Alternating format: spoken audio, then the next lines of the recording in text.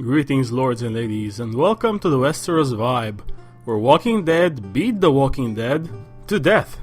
Before we start, I would like to remind you that links to every article or video covered this week can be found in the video description below. Also in the description you will find timestamps, so that you can choose which stories you will want to view. We started the week with Game of Thrones showrunners reveal why they brought that character back. The character they're referring to is the Hound, Sandor Clegane, and they stated the following. So much of this comes down to casting. I doubt we would have cared nearly as much for the Hound if anyone but Rory McCann was playing the part. What's been exciting is seeing the glimmers of humanity behind the Hound's scarred exterior, and then seeing him shove aside those glimmers when necessary and murk motherfuckers that need to be murked. Moving on to Maisie Williams says nothing will prepare fans for Game of Thrones Season 7. There are 3 tweets that make up the story, and they are the following. Just finished reading Season 7. I start preparing yourselves now. Scratch that, nothing will prepare you for this. I'm sure that Maisie is hyped, because of course she is. However, we will reserve judgment until it is actually done and released. Next up. Why Jeremy Podesva is poised to direct a great Game of Thrones episode. The article gives examples of Podesva's previous episodes and scenes that he directed and extrapolates that, like these examples, his work on Season 7 will yield something great. In other news, Kit Harington says Game of Thrones will get very bleak before any happy ending. In her interview, Kit said the following. It's important to stress at this point that I haven't had any scripts, so this is all guesswork for me. I think it's going to get very bleak before there is a happy ending, if there's any sort of win or heroic moment for Jon and everyone else. I think it's going to get very dark before it gets better. I think what we might see this season is those White Walkers and that army of the dead really come into force. So that's going to be exciting to see. I don't know what it means. I think with the whole winter is finally here business, it means everyone is going to have a really bad time.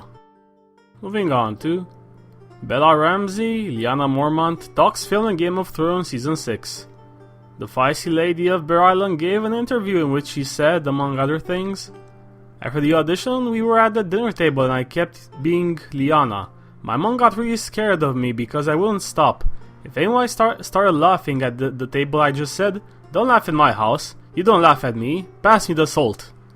It was down at workshop for the new BFG film. I did all the script, and then they asked me if I'd ever had a dream that I could still remember. I told them about this really weird one. This farmer was chasing me and he had an army of dogs with him. That was what made them start looking for parts for me, because they said they saw how animated I was. They said I didn't have the Hollywood look for the BFG, but said they would keep me looking out for stuff for me. Next up. Redditor compiles info on 1599 A Song of Ice and Fire characters in epic spreadsheet. His name is Confused Self. He explains this no doubt or orgasmic display for book readers like this. I only add named characters, for example Lord Somebody and his wife came to dinner. That is only one character as far as the spreadsheet is concerned. His wife is descriptive text about him. He has a wife. Lord and Lady Somebody came to dinner. That is now 2 characters. My reasoning for this is that there are so many and they had 2 daughters or his brothers that it would be impossible to keep track of who's who. Additionally, characters known only by their occupation are not on the list for similar reasons. For example, the captain of Boaty McBoatface came aboard, does not count as any character, even if he has dialogue. That means there are a couple prominent people missing, namely the High Septons from the list. Characters known only by their nicknames are added too. I see no reason to omit them. For that reason the High Sparrow is the only High Septon that makes the list. Gods are included, and they are the same god differences names? Who knows? Named animals, like the dragons and direwolves, are on the list. In other news, report, major spoilers about Daenerys' role in Game of Thrones Season 7.